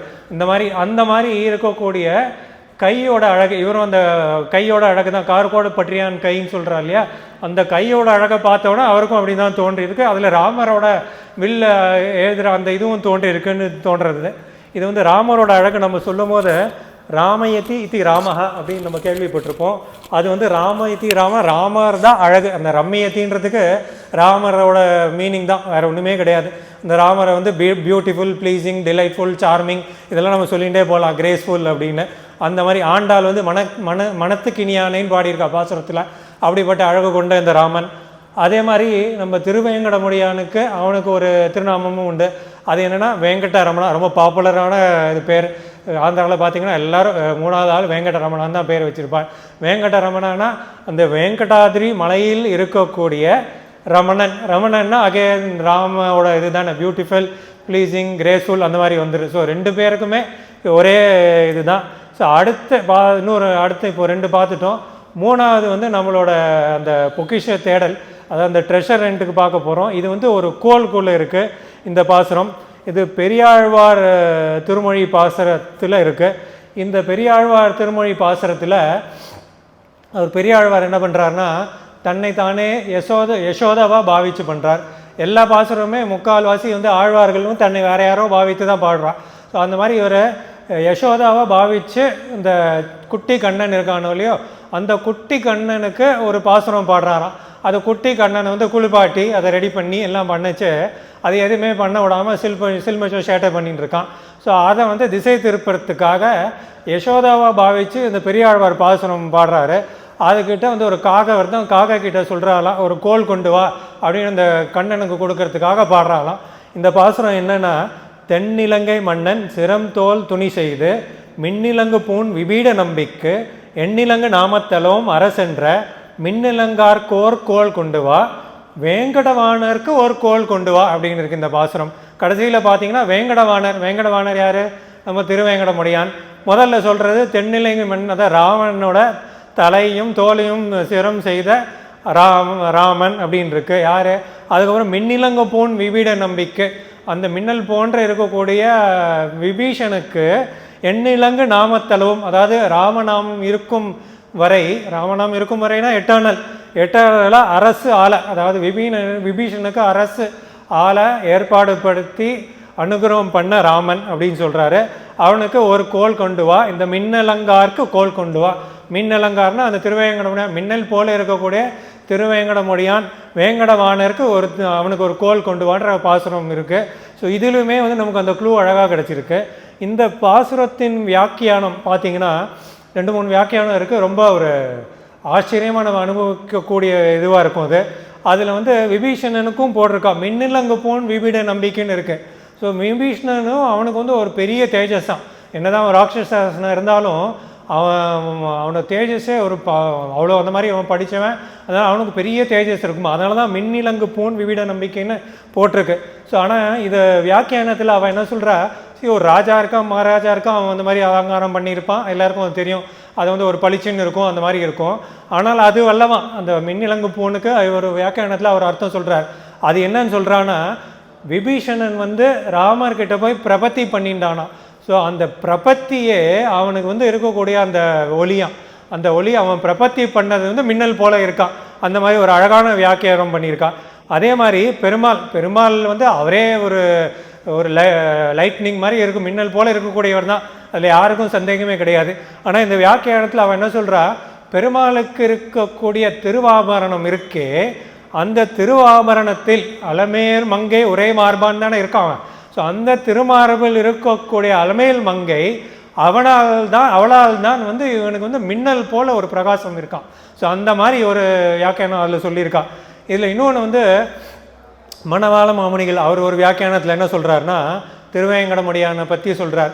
அவர் சொல்கிறார், திருவேங்கடமுடியானுக்கு இந்த மின்னல் போல வியாக்கியானம் இதெல்லாம் இருந்தாலும் அவன் வந்து யார் வந்தாலும், எந்த ஒரு டிவோட்டி வந்தாலும் யாருக்கும் பாரபட்சம் கிடையாது, எல்லாரையும் அனுகிரகம் பண்ணக்கூடியவன். அவனுக்கு அந்த தயான்னு இருக்கு இல்லையா, அவனுடைய அந்த தயா என்ற குணமே அவனுக்கு வந்து இந்த திருவாபரணமாக அந்த மின்னல் போன இருக்கிற திருவாபரணம் ஒன்றும் கிடையாது.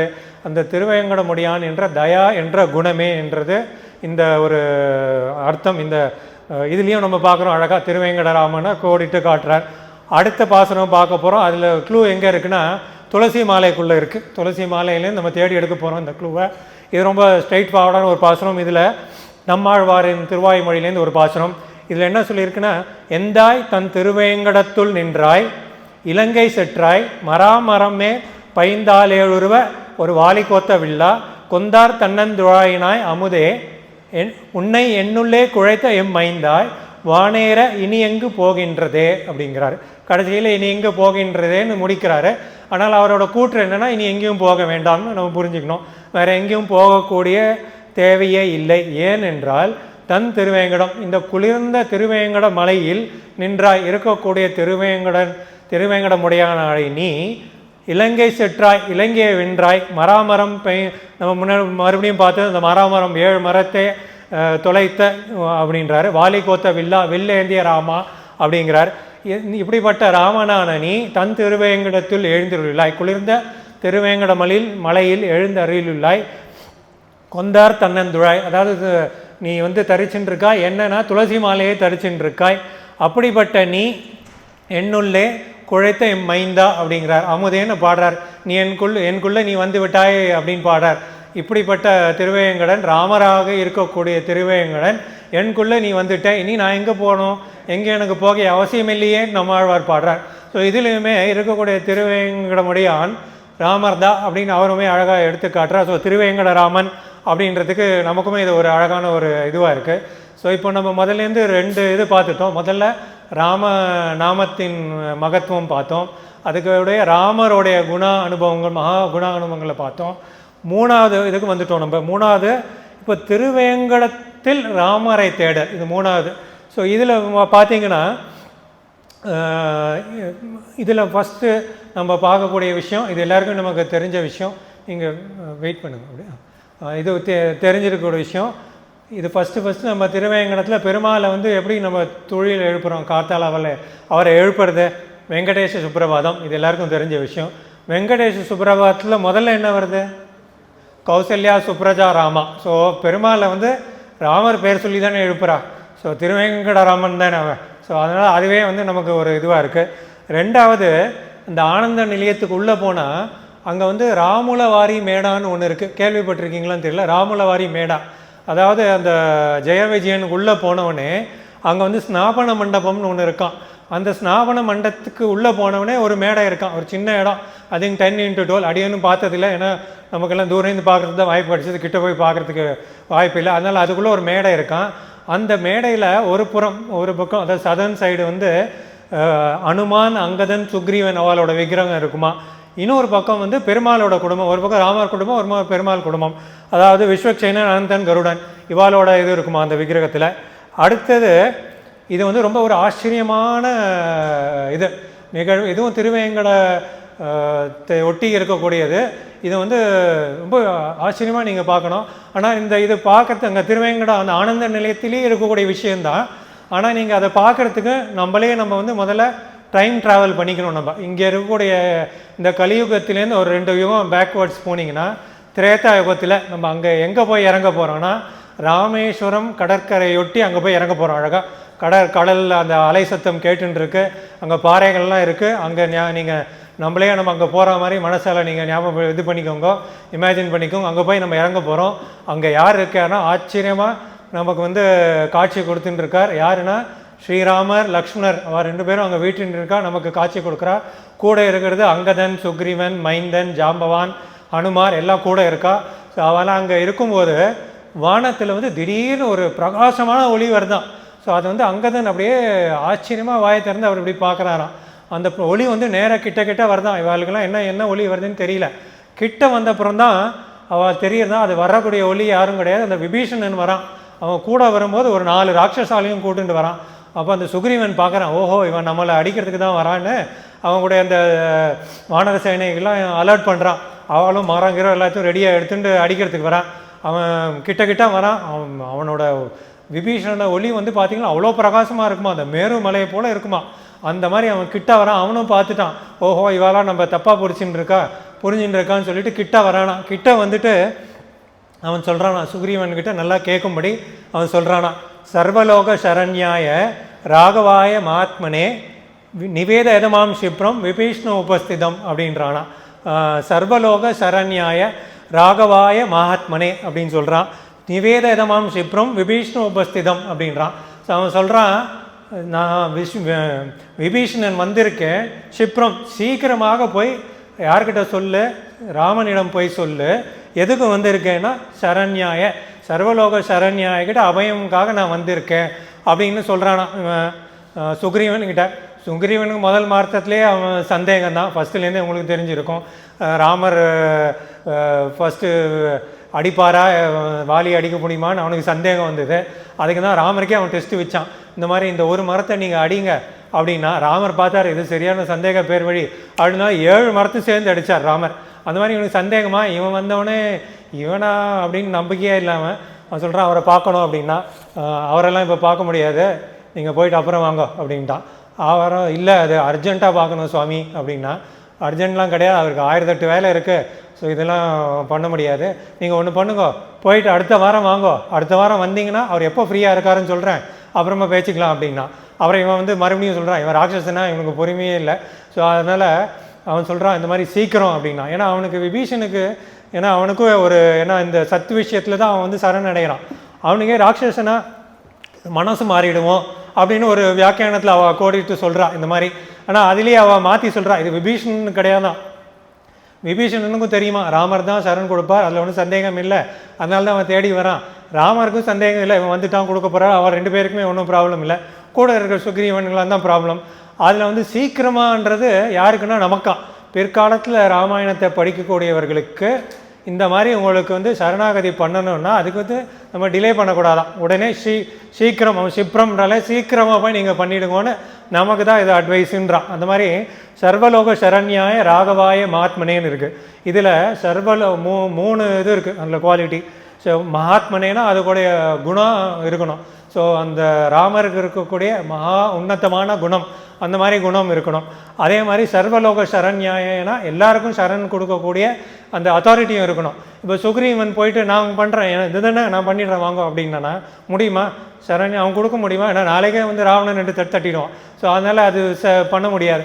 அதே மாதிரி மகா உன்னதமான குணம் இருக்குமா? அதுவும் சான்ஸ் இல்லை. இது ரெண்டும் கிடையாது. அப்படியே இது ரெண்டாலும் ராகவாய அப்படின்னா, ராகவாயன்னு எதுக்கு சொல்லியிருக்குன்னா அது வந்து சௌலபியமாக இருக்கணுமா, ஈஸிலி அப்ரோச்சபிள், ஈஸியாக இருக்கணுமா. அதுக்கு தான் ராமர் வந்து திரேதாயுகத்தில் மனிதராக அவதாரம் பண்ணி அங்கே வந்திருக்காங்க. ஏன்னா ஈஸியாக நம்மெல்லாம் வந்து காப்பாற்றின்னு கூட்டின்னு போகிறதுக்கு அவர் வழி காண்றதுக்காக அந்த மாதிரி பண்ணி வச்சுருக்காராம். ஸோ அதனால் அந்த ராகவய மகாத்மன்றது அதை குறிக்கிறது தான், ஈஸியாக வந்து நமக்கு பண்ணுறக்கூடிய. ஸோ இது மூணுமே ராமருக்கு தான் பொருந்தும். சப்போஸ் அவர் சொல்கிற ராகவயா இல்லை எங்கேன்னு வச்சுக்கோங்களேன், இப்போ பெருமாள் அங்கே இருக்கான், வைகுண்டத்தில் இருக்கான், நம்ம போய் கேட்குறோம் ஓகே சர்வலோக சரண்யாவும் சரி மகாத்மனையும் சரி ரெண்டும் ஒத்து போகிறது, ஈஸியாக அப்ரோச் பண்ண முடியல. நீங்கள் வைகுண்டம் வந்துருங்கோ, அங்கே கொடுத்துட்றேன் அப்படின்றாரு வச்சுக்கோங்க பெருமாள். முதல்ல நீங்கள் வாங்கோ, அங்கே விரஜா நதி இருக்கு இல்லையா, குளிச்சுட்டு தீர்த்தம் ஆடிட்டு வாங்கோ, அங்கே வந்து ஒரு மிஸ்கால் கொடுங்கோ, நான் ஓடி வந்துடுறேன் அப்படின்றாராம். அப்போ நம்ம அங்கே போயிட்டு இவர் போய் எப்படியோ போகிறதே போமான்னு சந்தேகம் வச்சுக்கோங்க. அதுக்கப்புறம் போன அப்புறமும் அங்கே போயிட்டோன்னு வச்சுக்கோங்க, ஏதோ ஒரு சான்ஸில் ஒரு லக்கில் போயிட்டோம். அங்கே போனதுக்கப்புறமும் அங்கே வரலைன்னா என்ன பண்ணுறது? நம்ம அங்கே போயிட்டு அப்போது இல்லையே, வரத்துக்கு இல்லையேன்னா அப்போது இந்த ராகவாயான்றது இல்லையே, சுலபமாக இல்லையே. ஸோ அந்த ஒரு சான்ஸ் மிஸ் ஆகிடுறது. ஸோ அங்கே போயிட்டு நம்ம மட்டும் தான் நீட்டுன்னு இருந்தால் எப்படி இருக்கும் அது? போன வாரம் நம்ம பார்த்தோம் இல்லையா, ஒருத்தர் வந்து அப்படியே அந்த மைதானத்தில் தான் பாட்டுக்கு ஒரு கையை நீட்டின்னு அவர் மட்டும் போனார். அந்த மாதிரி அப்படியே நீட்டுன்னு போக வேண்டியது தான். அவர் அப்படியே அந்த கடைசியில் அந்த ஹேண்ட் ஷேக்குன்னு போனார் இல்லையா, கடைசியில் அவர் ஹேண்டு தான் ஷேக் பண்ணி தான் வர முடிஞ்சுது. அந்த மாதிரி நம்ம அங்கே போனாலும் நமக்கு இந்த கதி தான் இருக்கும். அதனால் இவர் சுலபமாக ரீச் பண்ணக்கூடிய ராகவாயன்னு இருக்குது. ஸோ அதனால தான் இந்த சர்வலோக சரண்யாய ராகவாய மகாத்மனேன்றது ஈஸிலி அப்ரோச் பண்ணக்கூடிய அந்த ராமன் அப்படின்றது அவர்கிட்ட போய் சரணம்ன்றது தான் அந்த வார்த்தைகளோட தத்துவமே. அதே மாதிரி இந்த கலியுகத்தில் யார் இருக்காருன்னா நம்ம அர்ச்சாவதாமூர்த்தியாக இவர் இருக்கார், நம்ம திருவேங்கடமுடியான் இருக்கார். நமக்கு அவர் கையை அப்படியே காமிச்சுன்னு தானே இருக்கார், என் திருவடியை பற்றிக்கோங்கன்னு தானே அவரோட அபயமே இருக்குது. ஸோ அந்த மாதிரி அவர் இருக்கார்.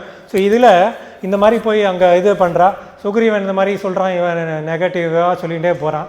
அப்புறம் ராமர் பார்க்குறா இது சரியில்லை, அப்புறம் மற்றவாளையும் கேட்போம் அப்படின்ட்டு ஒவ்வொருத்தராக அவளோட இதெல்லாம் சொல்கிறார். சுக்ரீவன் அப்புறம் ஒத்துக்கலாம். இவன் ஒன்று சொல்கிறான், அங்கதன் ஒன்று சொல்கிறான். அங்கதான் சொல்கிறான் பேசாமல் இவருக்கு பாலிகிராஃப் டெஸ்ட் எடுத்துருவாமா அப்படின்றான். அவன் இன்னொருத்தன் சொல்கிறான் இல்லை ஒரு வாரம் அவரை இதில் ப்ரொபேஷனில் போடுங்க, ஒழுங்காக இருந்தாருன்னா அப்புறம் நம்ம கன்ஃபார்ம் பண்ணிக்கலாம் அப்படின்றான்.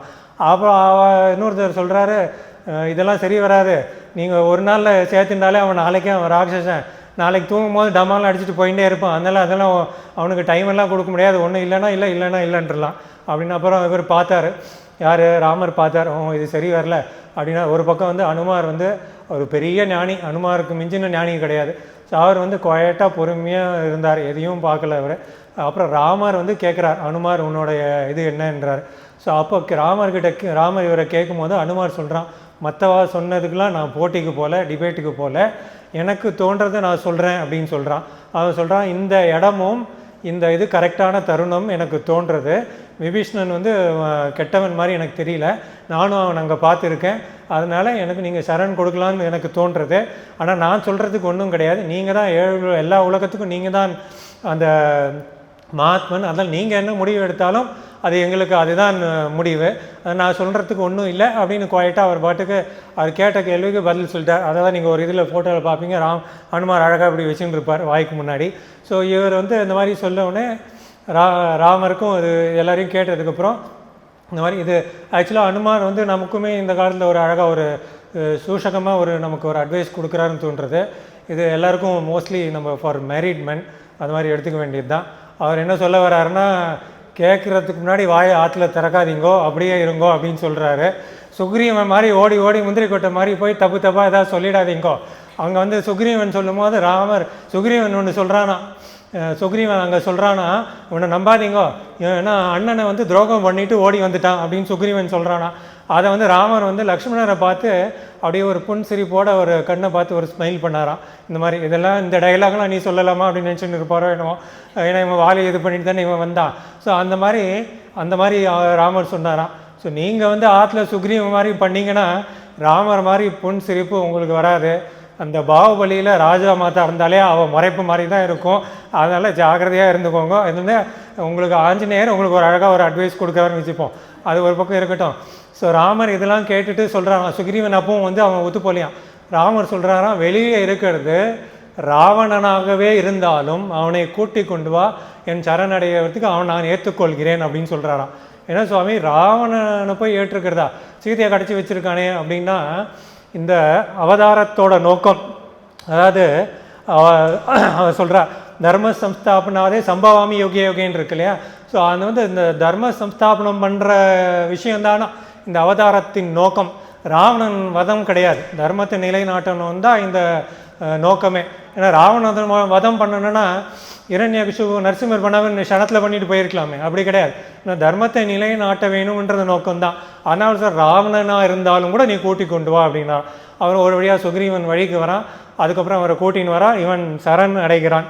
ராமாயணம் விபீஷணம், இது ராமாயணத்திலேயே நம்ம ஒரு ஹீரோன்னு பார்க்கணுன்னா விபீஷணனை தான் கண்டிப்பாக, அதில் மாற்று கருத்தே கிடையாது. அது வந்து விபீஷணனை தான் நம்ம எல்லாமே கடைப்பற்றணும். என்ன சுவாமி கதையை மாற்றுறீங்க நீங்கள் அப்படின்னு கேட்கலாம்.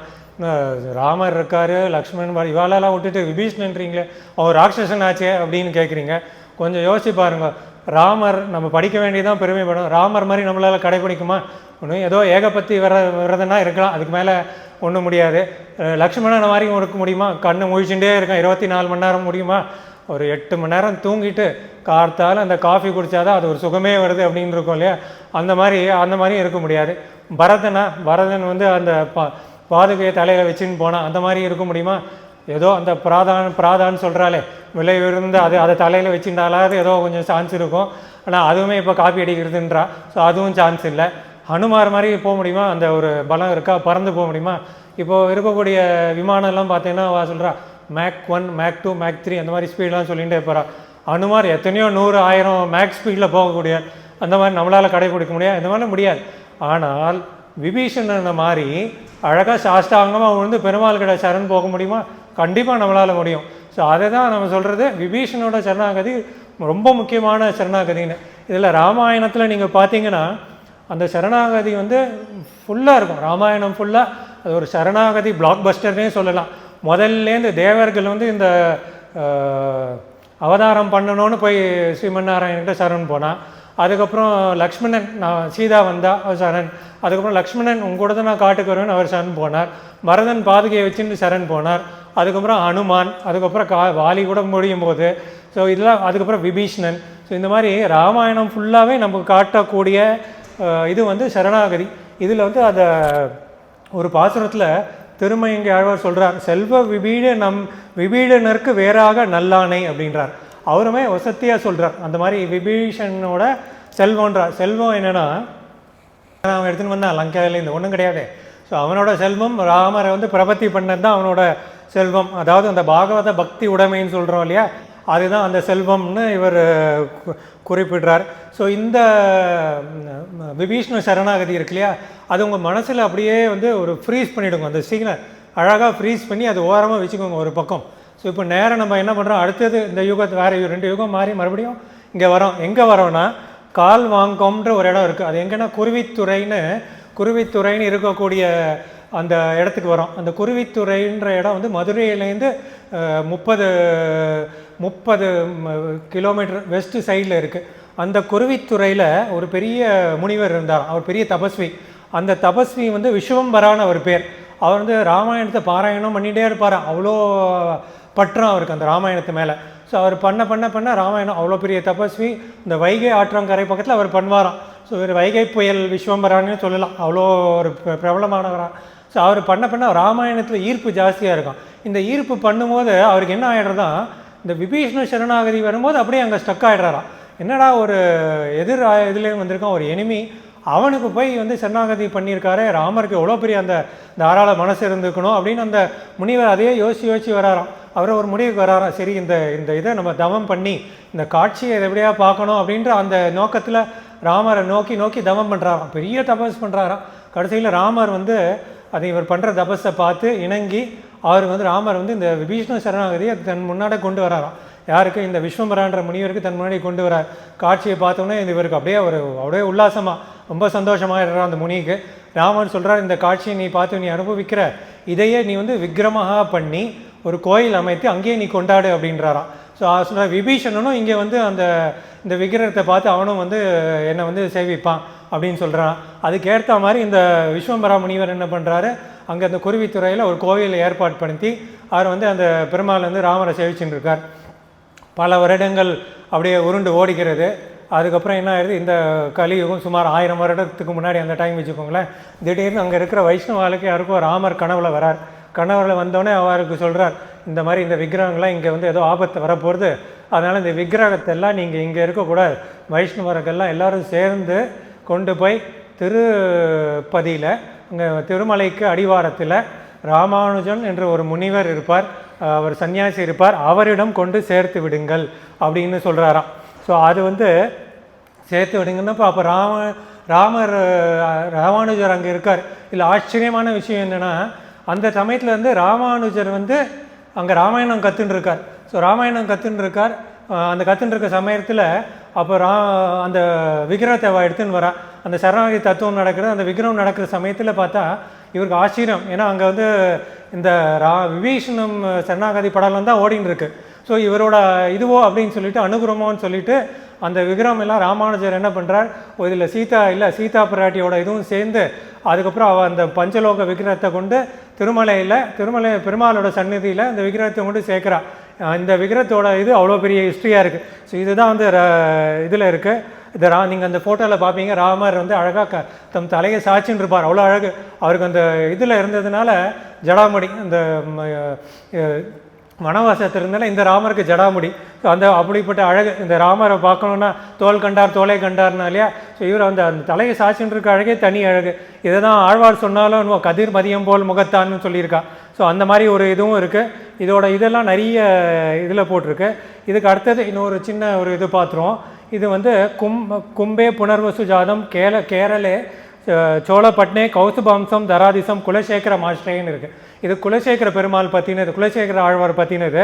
அவ்வளோ பெரிய ராஜா அது கேரளாவில். அவர்கிட்ட இருக்க சதுரங்க பலம் பொருந்திய ராஜா, பெரிய ராஜா. மக்கள்லாம் ரொம்ப சேமமாக இருந்த நாடாக அது.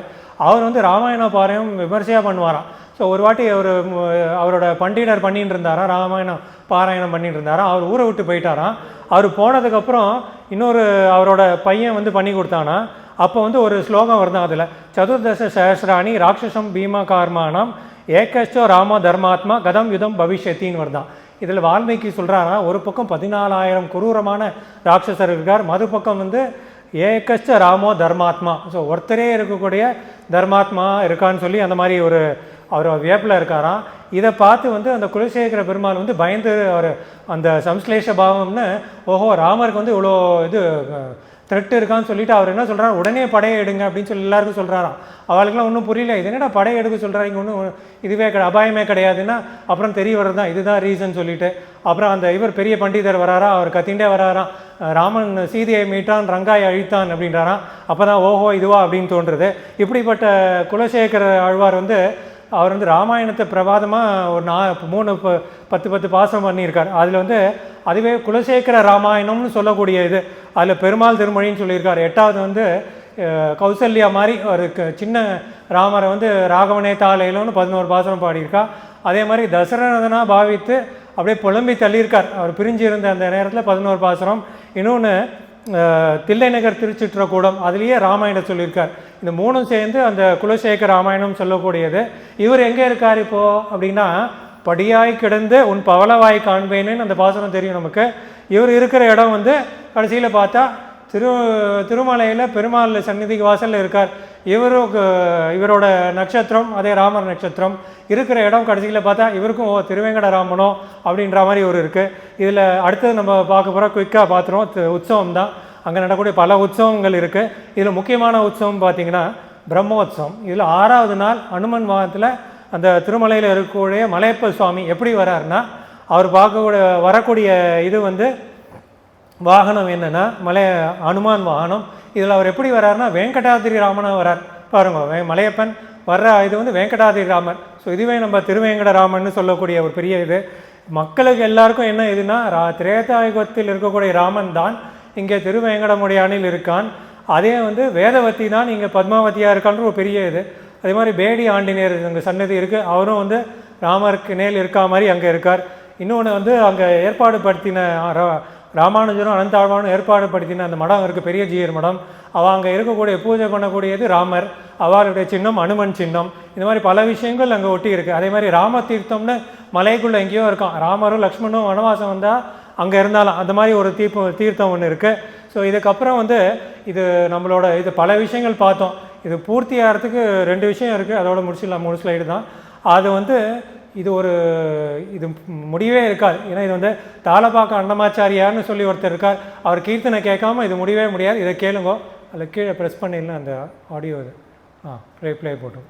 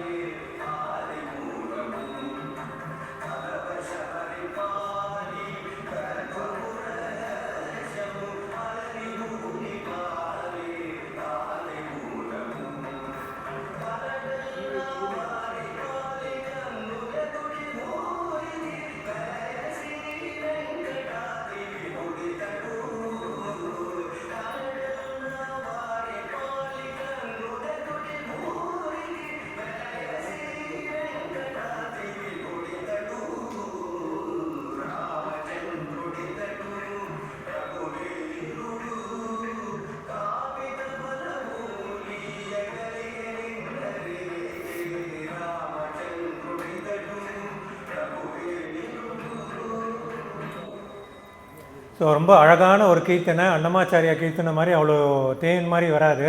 32,000 கீர்த்தனை பண்ணியிருக்காராம் பெருமாள் மேலே. நம்ம எல்லாம் பாப்புலராக நிறைய கேட்டிருப்போம், அதிவோ அல்ல அதிவோ, அப்புறம் பிரம்ம கடிகின்னு, அப்புறம் டெய்லி நம்ம இங்கே ஏகாந்த இதுக்கு நம்ம போடுறோம் இல்லையா, அதெல்லாம் இவரோட கீர்த்தனை தான். ஸோ இப்படிப்பட்ட இது நம்ம வரிசையாக பார்த்துட்டே வந்தோம். ராமருடைய நாமத்த மகிமை, அதுக்கப்புறம் அவரோட குணம், அதுக்கப்புறம் திருவேங்கடராமன் திருமலையிலும் பார்த்தோம். ஸோ இப்போ சில பேருக்கு தோணலாம், இவரை நான் திருவேங்கட முடியானா தான் பார்ப்பேன், அவரோட அழகு அவரோட அலங்காரம் தான் நமக்கு. ஸோ நான் அவரை அப்படி தான் பார்ப்பேன். இல்லை கிருஷ்ணரை அவர் புல்லாங்குழலும் அந்த பசுவும் இருக்கும்போது தான் பார்க்க முடியும். ஸோ எனக்கு பழக்கமே அப்படி தான். இல்லை நரசிம்மர் மாதிரி எப்படி எது பார்க்க முடியும்னா அவளுக்கு ஒரு பழக்கம் இருக்கும். இல்லை சில பேர் சொல்லுவாள், நான் இங்கிலீஷ்லேயே படிச்சிருக்கேன் sir, where there is a will there is a வேன்னு சொல்லியிருக்கா. ஸோ அந்த ராமரை வில் வச்சுட்டு இருக்க ராமர் தான் நான் பார்ப்பேன் அப்படின்னு நினச்சிட்டு இருப்பா. ஸோ அந்த மாதிரி இருக்கும்போது இதுக்கு அடுத்த ஸ்லைட் போகணும். இது இருக்கும்போது ஒரு நெக்ஸ்ட் ஸோ அவர் ஒரு ஆழ்வார் சொல்லியிருக்கார் நமக்கு, தமர உகந்தது எவ்வொரும் அவ்வொரும் தானே, தமர உகந்தது எப்பேர் மற்ற பேர், தமர உகந்து எவ்வண்ணம் சிந்தித்து இமையாது இருப்பரே அவ்வண்ணம் ஆழியானும் நம்ம பேர் சொல்லியிருக்கார். ஸோ இதில் என்ன சொல்கிறாருன்னா, நீங்கள் என்ன நினைக்கிறீங்களோ எந்த உருவம் அந்த உருவத்துக்கு நான் வர தயாராக இருக்கேன். ஆழியான்னா பெருமாள் சங்கை வச்சிருக்கக்கூடியவன். அதே மாதிரி தமர் உகந்த எப்பேர், எந்த பேர் சொன்னாலும் நான் வரத்துக்கு ரெடியாக இருக்கேன். இமையாது இருப்பறேன்னா அவ்வண்ணம் ஆழியானும்ன்றார். ஸோ பெருமாள் எல்லா இதத்துக்கும் நமக்கு ரெடியாக இருக்கான்னு அவர் சொல்லியிருக்கார். ஸோ இப்போ நான் கடைசி இதுக்கு வந்துட்டோம்.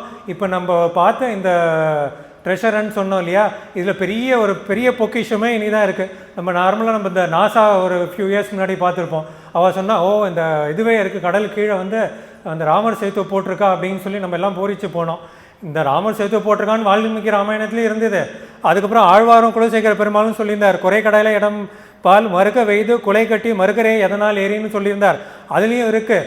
ஆனால் நமக்கு இந்த ராமர் சேது கட்டினது லங்காவுக்கு போக ராமர் கட்டிய பாலம். ஆனால் ராமரிடம் போக ராமர் நமக்கு ஒரு பாலம் பண்ணி கொடுத்திருக்கார். யாருக்கார் தெரியுமா அந்த பாலம்? அந்த பாலம் என்னன்னா, அந்த பாலம் யுத்த காண்டம் 18வது சர்க்கம் ஸ்லோகத்தில் இருக்கு. சக்ருதேவ பிரபன்னாய தவா அஸ்மி இத்திச்சா யாச்சதே அபயம் சர்வபூதேபியோ ததாமி ஏத்தது விரதம் மம அப்படின்னு சொல்லியிருக்கார் ராமர். அவர் என்ன சொல்கிறார், யார் ஒரு வாட்டி என்கிட்ட சரண் வந்தானோ அதுவே போதும் அப்படின்னு சொல்லியிருக்கார். ஸோ அந்த மாதிரி சரணம், இந்த மாதிரி அவர் நமக்கு ராமர்கிட்ட போகிறதுக்காக இந்த பாலம் நமக்கு அமைச்சு கொடுத்துருக்கார். இது வால்மீகி ஸ்லோகத்திலேயே ராமர் வாயால் சொன்னதாக இருக்குது. இதோட பெரிய பொக்கிஷன் நமக்கு வேற வேணும்.